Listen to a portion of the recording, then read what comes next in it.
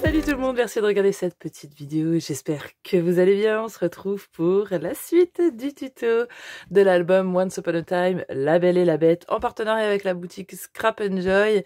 Ce n'est pas le premier tuto, on en a déjà fait quelques-uns avant. Si jamais ça vous intéresse un peu plus et que vous ne les avez pas vus, je vous remets en petit ici la playlist complète. Vous retrouverez également toutes les infos en barre d'infos. Aujourd'hui, on se retrouve pour la page 4 et 5. Oui, on va faire 2 pages ensemble, mais vous allez voir qu'elles sont un peu coordonnées. Donc, comme vous pouvez le voir, j'ai avancé. Finalement, j'ai recouvert enfin le fond. Et j'ai rajouté une petite chose. Vous l'aurez peut-être vu sur la miniature, mais moi, je l'ai fait que seulement maintenant. J'ai rajouté ce petit bijou d'album, là. Voilà, très très sympa. Comme d'habitude, vous le savez... Si vous suivez les tutos, que vous avez déjà vu la chaîne, vous le savez, mais je le répète pour ceux qui arriveraient ici. En barre d'infos, vous retrouvez les chapitres de la vidéo pour vous aider à progresser plus facilement dans la vidéo. Et également, vous retrouverez tous les liens vers les éléments utilisés dans cette vidéo, notamment le petit kit disponible sur Scrap Joy pour faire cet album. Oui, voilà. Et d'autres liens divers et variés.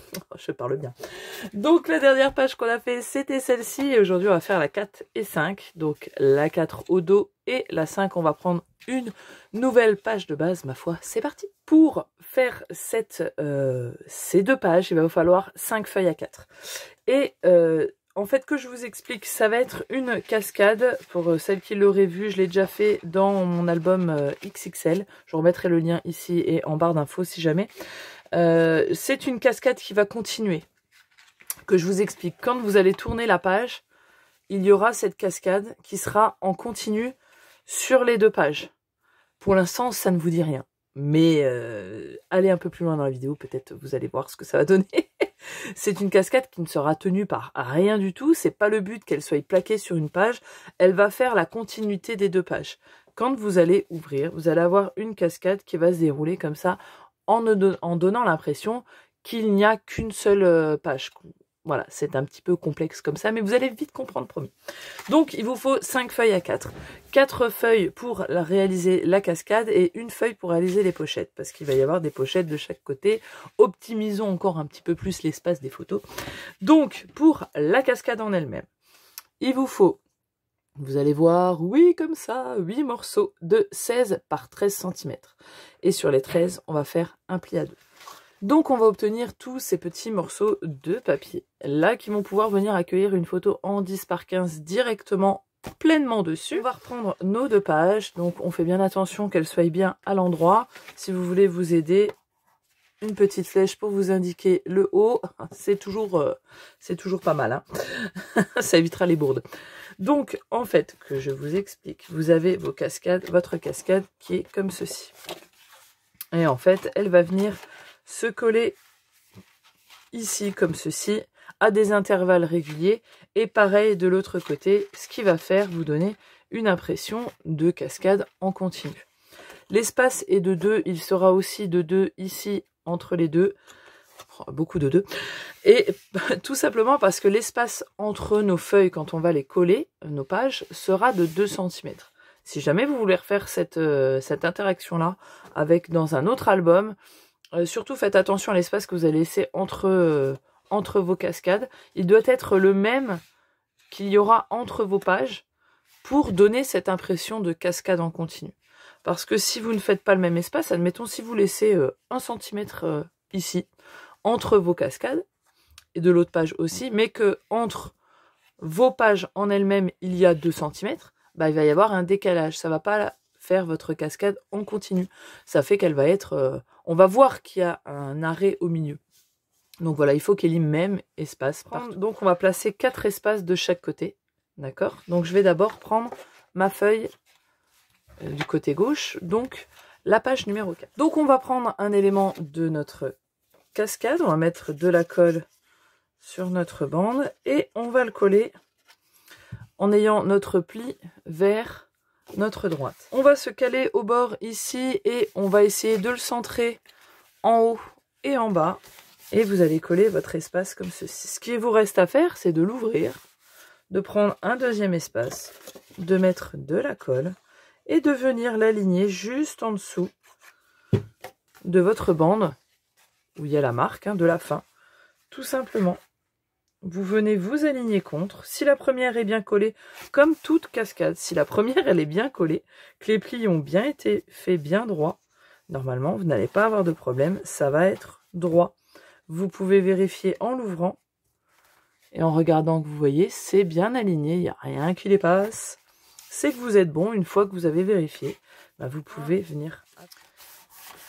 Et donc on continue comme ça pour tout le reste de la page. Voilà, j'ai tout collé. Alors vous voyez que j'ai dû tout arracher parce que j'avais déjà commencé à coller l'autre. Et je me suis rendu compte que pendant que j'ai préparé, j'ai coupé 4 morceaux à 16,5 et d'autres à 16. Pourquoi? Ne me demandez pas, hein. Faut pas chercher à comprendre. Bref, donc vous voyez, j'ai tout collé, ils sont bien alignés, bien écartés. Pour la suite, vous allez prendre là une autre page qui est vierge, qui sera notre page numéro 5, et vous allez les placer bien en quinconce. C'est important de garder les deux pour pouvoir aligner correctement. Donc vous allez prendre un autre morceau, on remet de la colle sur notre bande de 2 cm, et on va venir la coller comme l'autre, hein.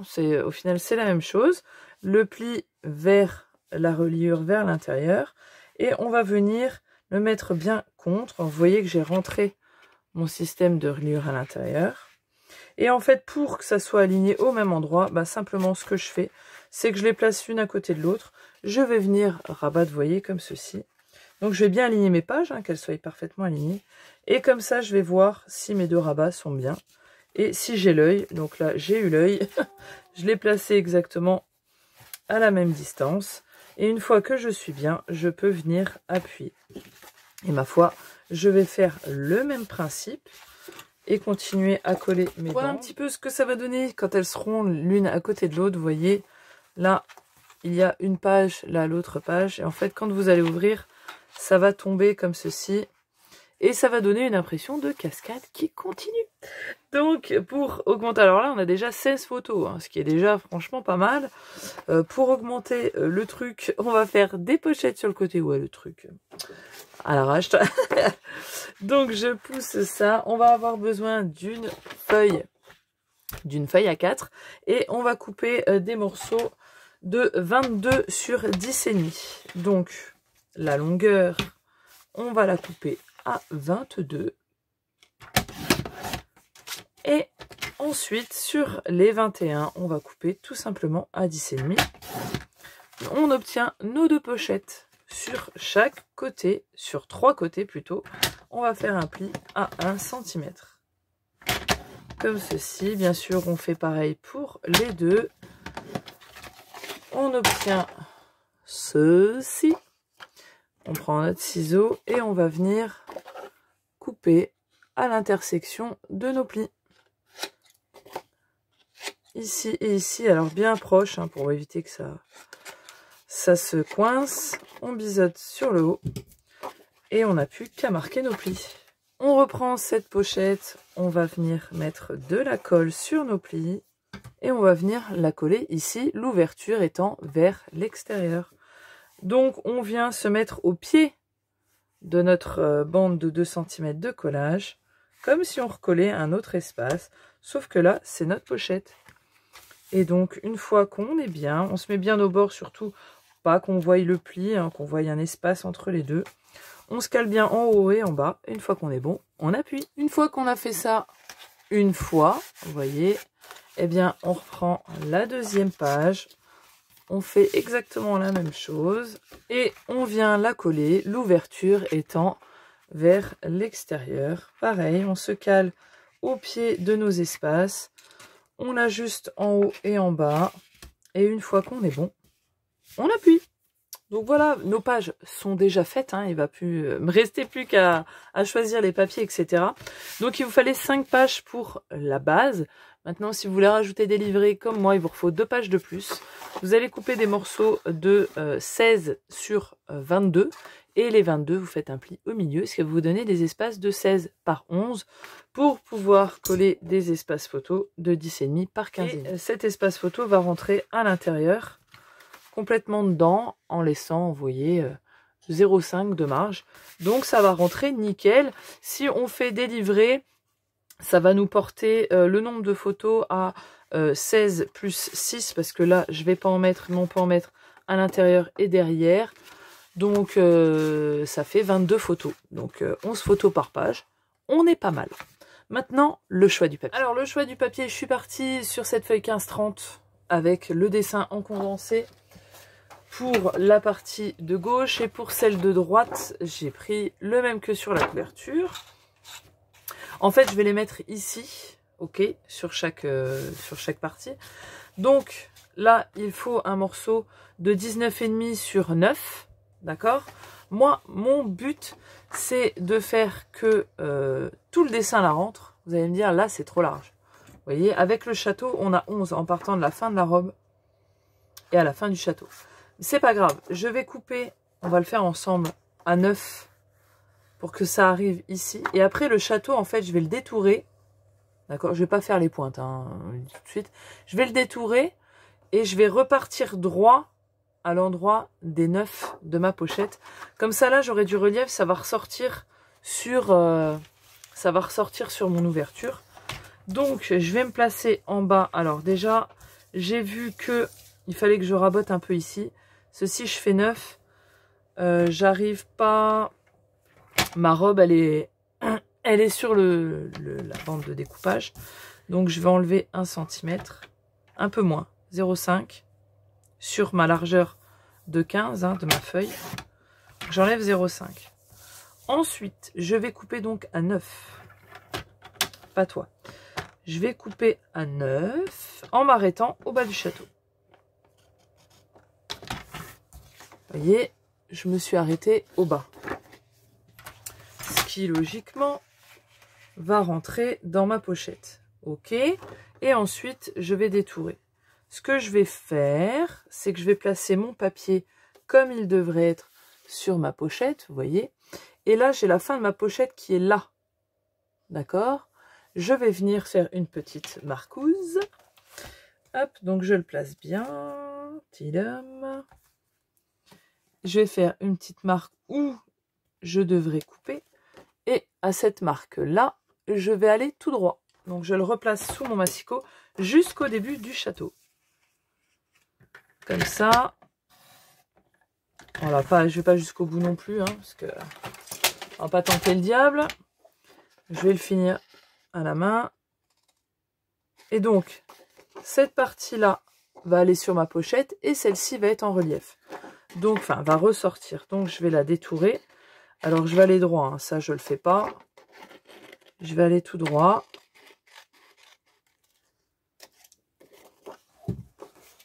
Voilà, ça me donne ça. Vous voyez, très, très simple.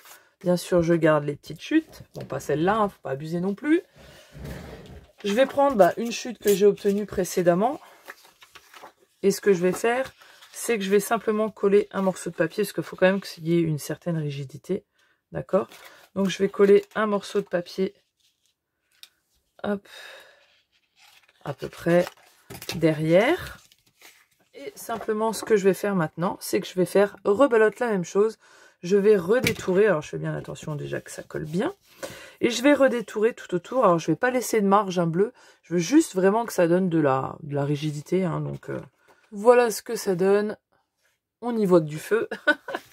Maintenant, je reprends ma page. Et je vais pouvoir coller ça ici. Et vous voyez que ça arrive tout juste, moi, à la limite de la page. Hein. Il n'en faut pas plus. Donc, c'est vraiment tout juste, tout juste. Et voilà, une première pochette. Bien sûr, je vais recouvrir le fond par la suite.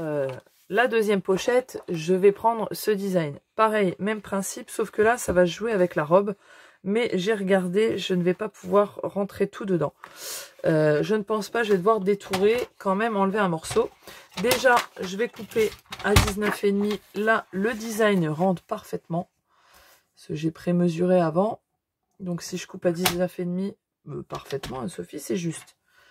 Donc, je vais recouper à 20 pour laisser de la marge. Vous voyez, pour qu'il y ait un peu plus de marge. Et je vais enlever 0,5 en bas. Hop, comme ça, on est bien. Ensuite, ce qu'il faut regarder, c'est que vous voyez, la robe, là, elle sort beaucoup de trop, si je le place bien. Elle sort beaucoup de trop ici. Donc, ce qu'on va faire déjà, c'est qu'on va raboter au niveau du monsieur. Voilà. Là, j'ai enlevé 1 cm. Je donne les mesures à peu près exactes, hein, comme ça, c'est peut-être un peu plus simple. Donc, si on enlève 1 cm et qu'on se place correctement, hop, vous voyez qu'il y en a encore un petit peu de trop qui ressort. Donc, on va refaire la même. C'est pas grave, vous allez voir, je vais contourner. Donc, je vais me faire des marques où je dois m'arrêter et couper droit. Donc, à la fin, 2 mm avant la fin de ma pochette. Une fois que j'ai fait mes marques, hop, je vais venir.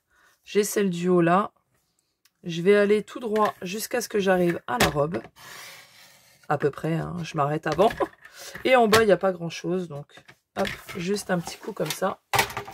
Et vous voyez qu'on a ce battement-là. Eh bien, même principe, on prend les mêmes et on recommence. Voilà, j'ai détouré pour l'instant sans raboter. Donc, ma foi, je vais voir ça. J'ai pas raboté la robe. Donc, je vais voir de combien elle dépasse.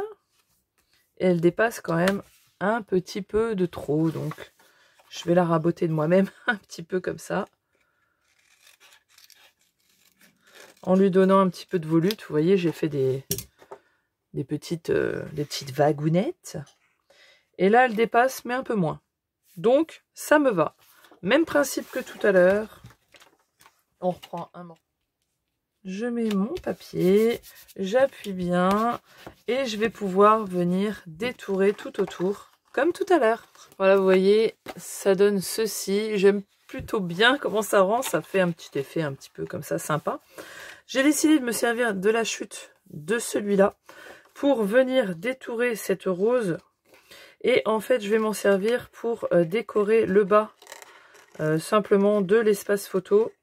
Vous allez voir, donc en fait, j'aime bien quand il y a dans les coins des fleurs comme ça. Parce que je trouve ça sympa justement de s'en servir pour les détourer. Ou alors directement faire des espaces d'insert dans le papier. Sans qu'on s'en rende compte, un petit peu trompe-l'œil comme ça. Donc j'essaye de détourer au mieux parce que je ne suis pas douée. Donc j'ai ma rose et en plus elle est dans un coin comme ça. Donc, hop, vraiment sur le bord, vraiment une fine ligne en angle ici, dans l'angle du papier. Une fine ligne pour venir vraiment se coller sur l'espace bleu pour pas empiéter sur notre espace pour coller notre photo. Donc ça sera vraiment collé très finement dans le coin. Mais comme ça n'empêchera pas de pouvoir venir glisser notre photo pour la mettre comme ceci et venir l'habiller avec cette superbe rose auquel on pourra rajouter un petit sentiment, sûrement ce que je ferai tout à la fin de cet album. Et ensuite, pour l'autre côté, je vais récupérer cette petite clé.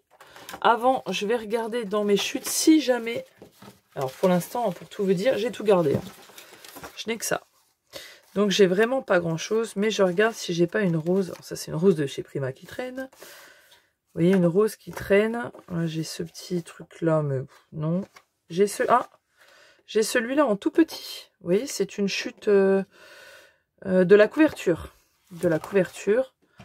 Donc en fait, je vais venir la détourer là. Voilà, vous voyez, j'arrive au bout. Et en fait, je vais me servir pareil de l'angle. Hein. Je viens recouper droit. Je vais venir le coller. Alors, est-ce que je colle en bas comme l'autre ou pas? Sachant que là, c'est vraiment tout petit. Je viens de voir que ici, il y a cette rose en jaune. Donc, je vais essayer de venir la détourer aussi. Voilà, vous voyez, je l'ai détourée du mieux que j'ai pu. Toujours pareil. Je l'encre. Très légèrement, hein. Vraiment, c'est sommairement. Et je vais venir la coller... pour le coup, pareil, dans l'angle, on pourra toujours y glisser une photo. Il faudra lui faire un petit peu de contorsion pour qu'elle rentre à l'intérieur. Mais ma foi, ça passe. Ma foi, voilà ce que ça donnera à peu près, bien sûr, une fois que ça sera collé dans votre album. Donc ça sera plutôt sympa. Moi, je vais finir de décorer tout ça. Bien sûr, vous verrez un peu plus l'avancée à la prochaine vidéo. Vous voyez que ça reste quelque chose de très simple. On se sert pas de dies, on se sert de rien d'autre que le papier. Et parfois, on a besoin que de ça parce que tout est dessus. Il est tellement beau, il faut réussir dans les papiers où il y a des gros formats, qui sont assez chargés, Des fois, il faut réussir à les dissocier chaque partie, vous savez, et les utiliser à bon escient. Comme là, vous voyez, un coin, on peut s'en servir pour faire une déco et des fois, il faut pas grand-chose de plus. Donc voilà, j'espère que ça vous aura plu, que vous êtes toujours en joie dans ce petit album. Et ma foi, on se retrouve pour les prochaines pages dans une prochaine vidéo, bien évidemment. Allez, je vous fais des bisous. Ciao, bye bye!